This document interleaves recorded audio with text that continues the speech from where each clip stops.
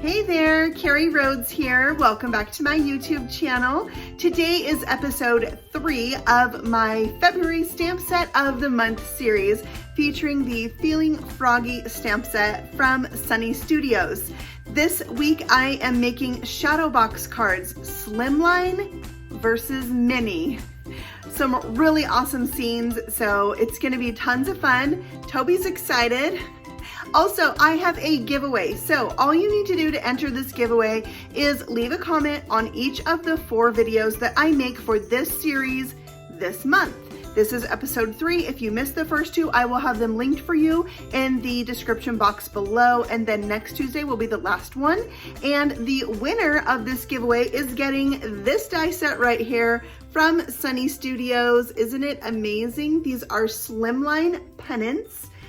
There are some scallop pieces in here and a border. I accidentally ordered 2. I already have it cut apart for you, bonus. Before I realized I had bought 2, I had cut it apart. So make sure you leave a comment. Tell me what you think of these cards and let's jump in and get started because it's kind of a long one today. Take a look at this Slimline Shadow Box Die Set from scrappytails. This is such a cool die set. I am cutting the base of the card, the largest die, using the largest rectangle die in this set to create a window in that panel. The rectangle that it cuts out, I will save to be the background of my card as well. Then I'll use that card base die again and die cut it without a rectangle to make the back of my card. So you'll need 2 pieces to create your shadow box from that largest die. I'm also going to die cut this piece 2 times. These are the bridges. You could do 2, 4, however many of these bridges you want inside your card.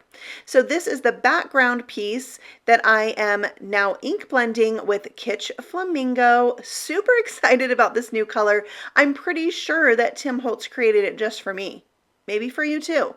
I'm loving it. It is the perfect pink that I have been needing. So I'm going to ink blend that so it's darkest at the top and then gets lighter as it goes down.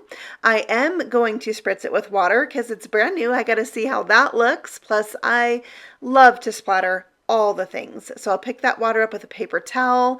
I'm loving it. I'm going to add some more splatter using my picked raspberry Distress Oxide ink and my scruffy little brush that I love. It's got a scruffy haired bristly tip. It works great for splatter when I'm using a window sheet like this, and there it is. I love the darker color. I'm also going to use some sparkle silk. This is available at the Spellbinder shop and it's just shimmery splatter. It's amazing.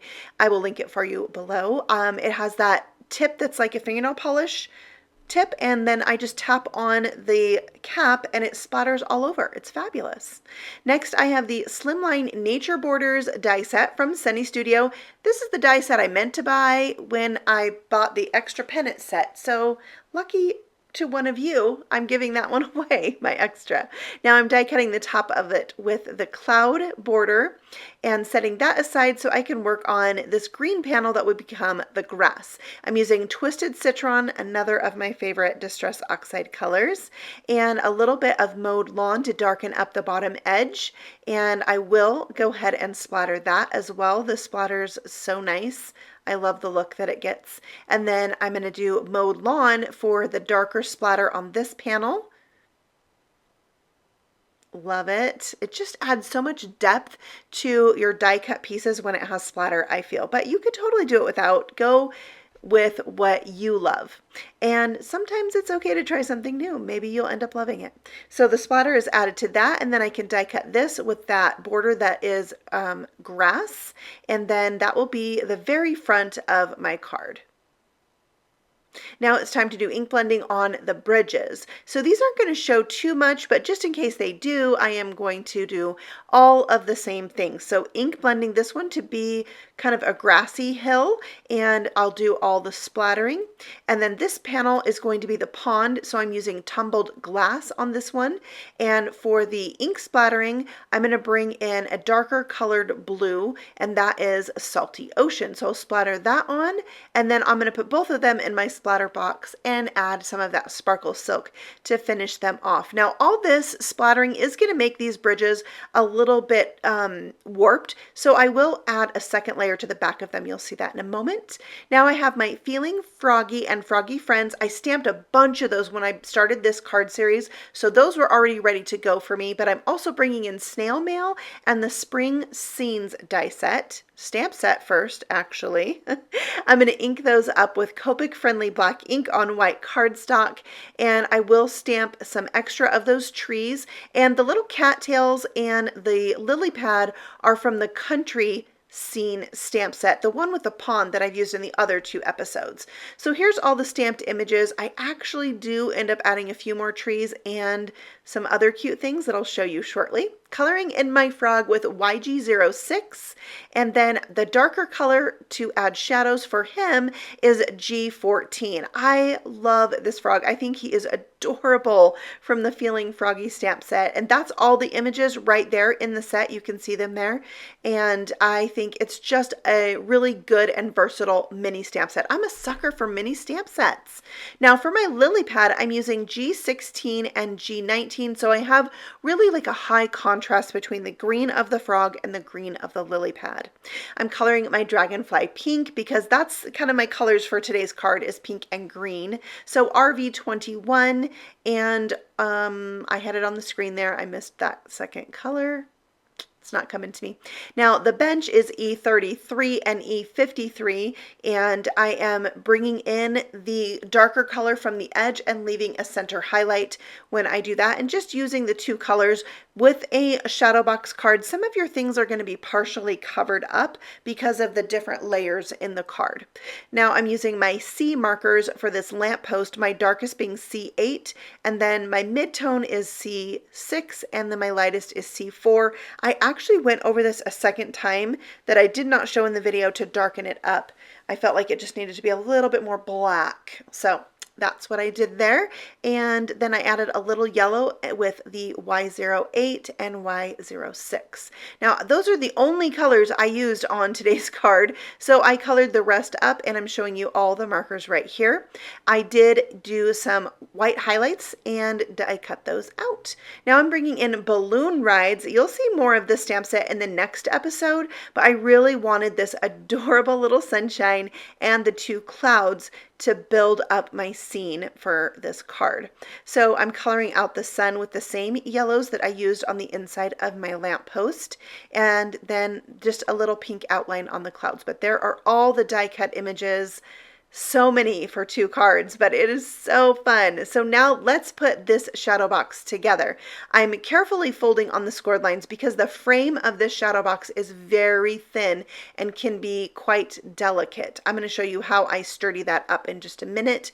But first, on the front bottom portion of the shadow box, I'm adding my grass, gluing that into place. That'll help the front be a little bit more sturdy, having that second layer, but the others don't have that. So I'm bringing in a piece or a scrap of Nina Solar White cardstock in 110 pound, and I'm going to cut about 1/8 of an inch strips and use that to stabilize those sides. So across the top, I'm gluing on a piece, and then I'll just snip it down to size, doing the same thing on the sides.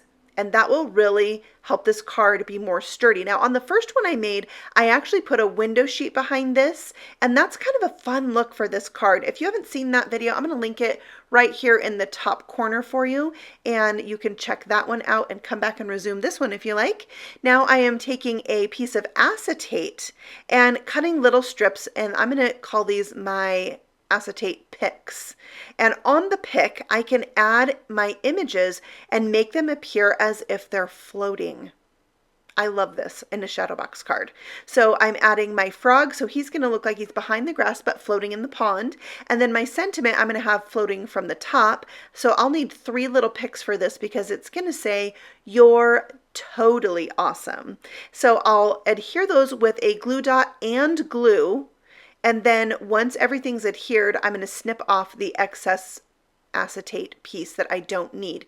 I'm going to sandwich that between another stabilizing piece of cardstock. I'm also giving the same stabilizing cardstock to the back of these words, sandwiching that window sheet between them. It's really going to help that stay put and keep it strong. I added another little stabilizing piece behind the frog as well. Now on the little end flap, I'm adding my adhesive on both of these shadow box panels. And then what we're going to do is take the flap and adhere it to the side panel of the box. Before I do the other side, it's time to add all the things. So here's that cloudy background that I made. I love the pink clouds, so fun. And now here are the stabilizing pieces I'm adding to the back of my bridges, as I like to call them in a shadow box card, so that they are more sturdy. Like I said, they got pretty warped from all the water and splattering that I did. And this will just help them really hold up to all the things I'm going to add to them. So now I'm just figuring out where I want to place this, and you're just going to use that side panel of the shadow box card to add your bridges, just adding the one end. You can stagger them and you can space them on this side panel. So when I first stuck this down, I realized it was too close. I want my bridges to have space between them to create depth. So I needed to move it back a little bit, and then I moved it up so you can see it behind the grass. Next, I'm going to add some things to my pond. So a lily pad and a flower, and one of the frogs from Froggy Friends. He's kind of on a wave, so I made him tilt a little bit. I thought that was kind of cute. I added another of those acetate picks and am sticking down the jumping frog to this one, so he really looks like he's in the air because of that acetate. Now I'm adding my park scene to my green bridge, and you can see it covers up most of that. And now I'm just going to stagger that, so I'm moving it back and up on that side panel, so it's going to show behind my pond.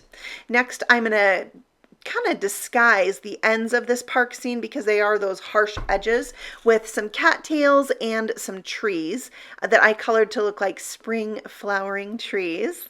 And then I'm going to add the snail to the path. We have paths like this at the parks here in Boise, and right along the river, the Boise River, we have the green belt, so we can walk along the paths, and that's kind of what inspired this card.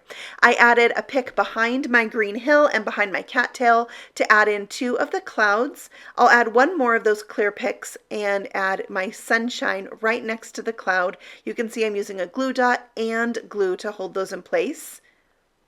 And then I will go ahead and add adhesive to the end flaps on both of my bridges. Anything that goes past the score line where your adhesive flap is, you'll have to cut off, otherwise will interfere with the opening and closing of the card. Then I just folded over that side flap to pick up my bridges, just so long as your bridges are far enough back that it won't interfere with this last flap to close your box together. You want to make sure it's far enough back that you have room for that flap to fit in. And then I'm going to carefully fold on this and make sure it's dry before I start manipulating the card back and forth. Now I'm adding some more decorative pieces, the little lily pad and the little cattails. When you put this card together, you might see like, oh, now I can add this here, and it's just easier to see once it's all put together. On the frame of the card, I'm going to add some flies. I love the little details in stamp sets like this one. I feel like I've always said, love is in the details, and these little things are what really add to the scene of a card. So I added a bunch of flies, a little butterfly, and I think it really dresses up the frame of this card as well. Now take a look at the card from the top. You can see how those bridges fit in. So cool. Okay, so now it is about time to dress up the side of this card, but when I'm folding it, I realize that I need to trim a little off the cattails and the trees so it folds and moves a little easier. So this die right here, the smallest rectangle, is the piece that cuts panels for the side of the box. Now, you could totally leave it plain. You wouldn't have to dress it up, but you know, love is in the details. So I'm going to go ahead and do mine. I'm doing the same pink ink blending and splattering, die cut those with that rectangle die, and then I'm going to die cut the tops with that same cloud border so it looks seamless with the background of this card. So one of those on each of the ends, and then I'm going to stamp "You Make My Heart Smile" Isn't that the cutest sentiment from the Snail Mail stamp set? And then I added the dragonfly and the little trail behind him. And on this panel, I have a die cut sentiment. Have I told you lately I love you? I'll add some little flies around that. And then I'm adding one more of those picks. I wasn't sure where to put this dragonfly, but I put the clear pick behind the frog that's jumping in the air and then stuck my dragonfly to that, like he's kind of jumping up to catch it. I have this bright green cardstock that I'm cutting with the largest rectangle from this die set to add a little something to the back. And this Slimline Shadow Box Die Set also has sentiments. So I die cut happy birthday and the shadow from 2 shades of pink to go on the back of this card. And then I thought this was a good place to add the little mailbox and those little pieces of mail also from the snail mail set. And that will be where I would write my greeting, my personalized sentiment to the recipient. So that is the Slimline Shadow Box card. I did want to show you that it fits into a business-sized envelope. When you fold it flat, it measures 9 inches by 4, so it fits in this envelope perfectly. I really feel like this is something people would set out and maybe keep for a while because it creates a scene.